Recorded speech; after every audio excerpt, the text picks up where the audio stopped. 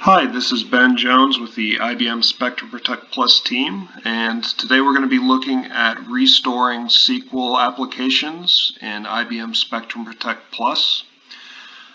This assumes that we are already inventorying and backing up SQL databases using IBM Spectrum Protect Plus, and that we have backups that we're able to restore from. So in order to restore a SQL database or group of databases using IBM SPP, the first place we need to go is this Manage Protection group. Under Applications, we see SQL here, and then we'll go ahead and click on Restore. This is going to bring up our SQL Restore screen. You'll see here it's arranged so that we can either browse for SQL databases that we want to restore, or we can search for them up here. There's also some filtering options if we want to view standalone and failover clusters or always-on groups. We can select our filter up here to correspond to what we want to find.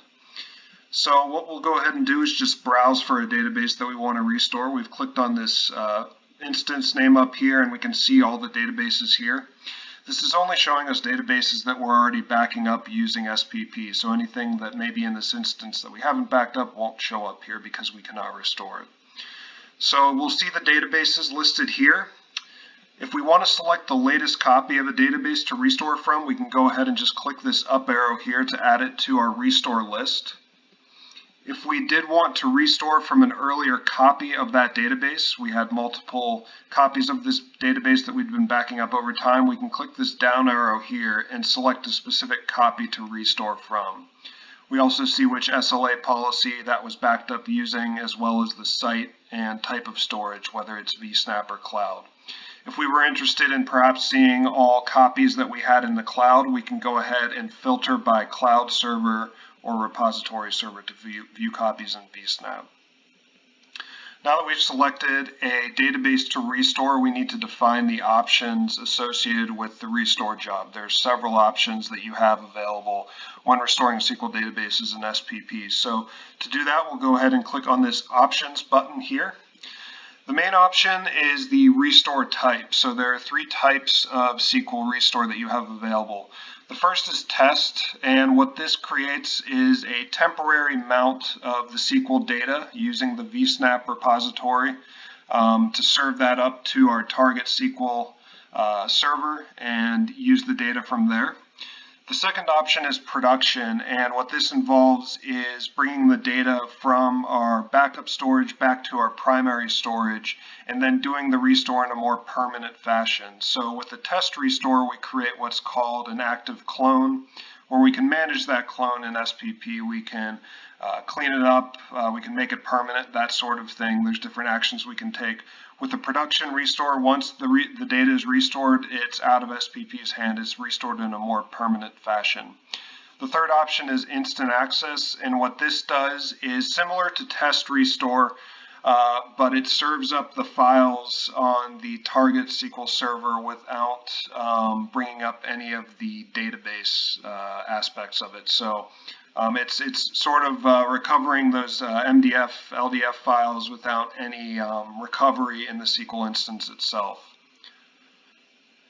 So the other option that you have is choosing the destination. So this is whether it's a test or production restore.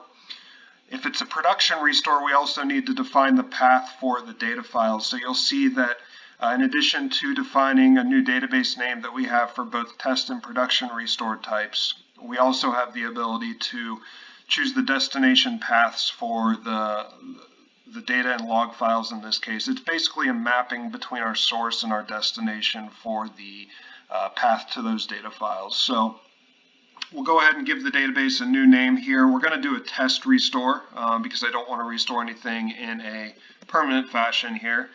So that's all we need to do is define a new database name for our test restore. Instant access, on the other hand, we're not defining any name because we're just serving up those mount points. We can define an alternate instance just like we can with the others if we so choose. In this case, I only have one instance in my lab, so we're just going to use the original instance. And again, we're going to do a test restore here.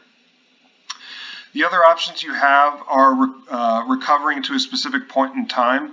Now, in order to do this, you need to make sure that you're using the latest copy of the database. If you select a specific copy from the point in time selection up here, you won't be able to use the actual point in time recovery option down here. It needs to be done using the latest copy of the database. So you can see here we can either just recover to the very end of the backup, we can recover to a specific point in time, or we can not recover the database. So we can skip that roll forward recovery operation and leave that off. So in this case, we're just going to recover till the end of the backup, but if we do select this, we have the ability to recover to a specific time or by transaction ID. The other option we have here, which is mostly important for production restores, DR recovery, that sort of thing, is to overwrite existing databases. So if we wanted to overwrite the database that was already there with what we have in our backup, we can go ahead and check that. It's important that this is checked if the new database name is the same as the old database name and you're restoring to the original instance, assuming that that database is still up there on that instance. Just a few more options that you have with recovery. You can run cleanup immediately on job failure. Generally speaking, this is always going to be checked. The only reason that you would uncheck this is if there was some issue with the restore and you wanted to leave it in the state it was when it failed instead of cleaning it up. The other option is this allow session overwrite. What this is very useful for is test dev or DevOps scenarios where you're refreshing that data using a restore job on a routine basis, and you want the old restore to be cleaned up automatically when that new restore runs to refresh the data on the target. The other option here is to continue with restores of other selected databases even if one fails. This means that if we had multiple databases selected in our restore job, we could potentially fail on restoring one, but we want to go ahead and restore the others as part of that job, even if one fails. The other options here, pre and post scripts, we can set different pre and post scripts to occur prior to the restore occurring and then after the restore occurs. So this is useful if you have some other operations that need to take place prior to or after a restore happens on the SQL server. And then, of course, we can fail the job out if the script exits with any sort of failure as well. So once we set all of our options, we can go ahead and save those. And then scroll up here, and clicking this restore will actually initiate the restore job. So we'll go ahead and click yes there. And it says our restore job was successfully created. So what it does is it creates the job and then runs the job. And if we come down here and refresh this, we'll see our new restore job running here.